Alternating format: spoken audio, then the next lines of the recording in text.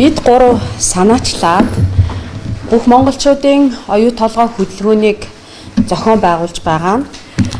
Дэлхийн нийтэд бол Rio Tinto-гийн энэ авилга мүлжилгийг ард түмэн бүгдээрээ нийлж таслан зогсоосон үе олон туршлага байдаг. Тэр дагуу Монголын ард түмэн эзэн эрхээ эдэлж, эзэн юмаа мэддгийн эргэн усаа харшдаг ёсоор бүх монголчуудаа мэдээлжүүлж энэ Rio Tinto-гийн мүлжилгийн эсрэг тэмцэлд урайлан дуудаж энэ хөдөлгөөнийг санаачлан зохион байгуулж байгаамаа.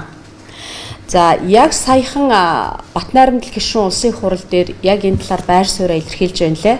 Оюу толгой өнөөдрийн энэ ордын өнөөдрийн үнц нь бол JP Morgan-ы гаргаснаар 12 тэрбум доллараар үнэлэгдэж байна гэж. 12 тэрбум доллар.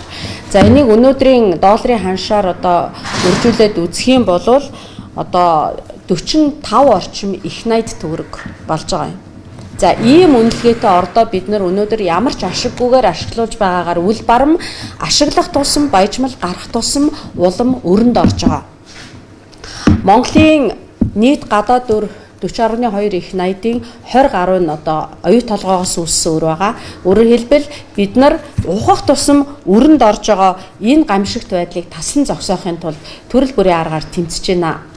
Яг өнөөдөр энэ баяжмалын зам хаасан иргэдийг хууль зөрчсөн гэж үзэж байгаа энэ төр засаг бол монголчуудын төлөө биш байна. Бидний эсрэг үйл ажиллагаа явуулж байна гэж бид шууд дүгнэх хэрэгтэй. Тэгж дүгнж байна. 13 жилийн турш баяжмал гараад за тээзүү ахгүй. Амнаатыг тогтворжуулаад бүр хэд дахин бага амнаат авч байгаа. Энэ бол бас л алдагдал болж орж байгаа бид нарт. За тэгээд татварын маргаанууд олон байгаа.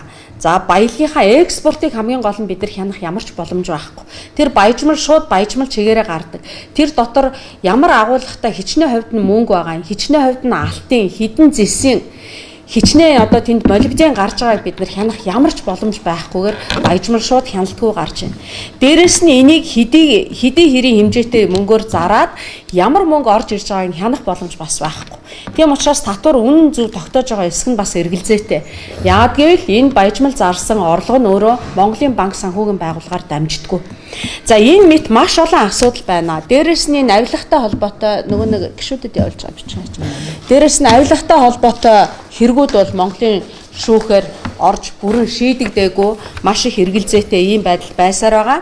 Тэгээд бид бол нийт ард түмний хөдөлгөөн өрнүүлж байгаа. Тэгвэл Монголын төр засаг өнөөдөр бид нартай байгаасаа гэсэн юм чин хүсэлтэй байна. Өнөөдөр улсын хурал бидэнд шаардлагын хариу өгнө гэсэн. За ерөнхийлөгч бас хариу өгөх бах.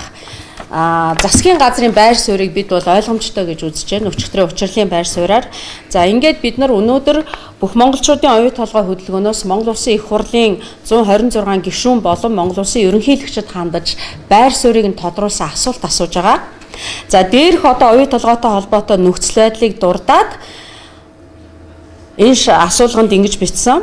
Улсын их хурлын эрхэм гишүүн та ард түмний элчийн хувьд ард түмний нийтлэг эрх ашигыг эрхэмлэн хэмээн төрийн сүлдэндээ өргөсөн тангараа санан дараах асуултуудад нэн тодорхой хариулт өгч 2026 оны 6 дугаар сарын 22-ны даваа гарагийн дотор бидэнд ирүүлэхийг хүсэж байна гэд 3 асуулт тавьж байгаамаа. Нэгдүгээрт оюу толгой ордын талаар үүсэт байгаа асуудал тэр дундаа Монгол улсын хүлээж байгаа алдагдлыг хэрхэн дүгнж байгаа байр сууриа тодорхой илэрхийлэх.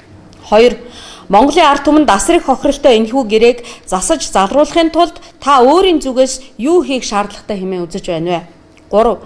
Гэрээг хоёр талд харилцан ашигтай байлгахын тулд юуны өмнө эхлээд алдагдaltaй гэрээг цуцлах, мөн өнгөрсөн хугацаанд Монголын талд учруулсан мөнгөн болон байгаль орчинд учруулсан бүхий л хохирлыг нөхөн төлөхийг гэрээний оролцогч Rio Tinto компаниас шаардаж байгаа иргэдийн шаардлагатай санал нэгдэж байгаа эсэх. За мөн бидэнтэй ил тод хамтран ажиллах хүсэлтэй байгаа эсгээ нэн тодорхой илэрхийлнэ. Энэхүү асуултын хариултыг бид олон нийтэд нээлттэй танилцуулах болно гэж.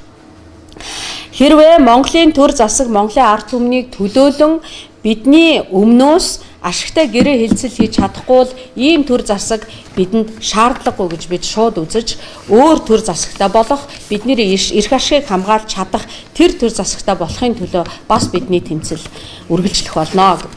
За ингээд Монголын ард түмэндээ хандаж урайлахад бүх монголчуудын оюу толгой хөдөлгөөнд нэгдэж энэ тэмцэлд хамтрахыг уриалж байна. Энэ бол хүн бүхний өмч хүн болгоны халаасанд байгаа мөнгө, өнөөдрийн хүлээж байгаа алдагдал бол хүн болгоны халааснаас өнөөдөр төрсэн жаахан хүүхдээс эхлээд нялхаас эхлээд 80 наснууд өндөр наснууд хүртэл бүх хүний халааснаас өдөр бүхэн асуухгүй алдаж байгаа энэ мөнгө шүү. Тийм учраас хүн бүхэн хамаатай, ойлгосон ойлгоогүй, энэ тэмцлийг дэмжсэн дэмжээгүй бүх хүмүүст хамаатай. Хэрвээ энэ тэмцлийн учир агуулгыг ойлгоогүй, ойлгохыг хүсжээвэл, бидэнтэй нэгдэж хамтрахыг хүсжээвэл бүх монголчуудын оюу толгой хөдөлгөөн санаачлагч одоо Отгон, Баасан, Уян 3 бид бүх хүнд уухгүй тайлбарлахад бэлэн байх болно. За баярлалаа.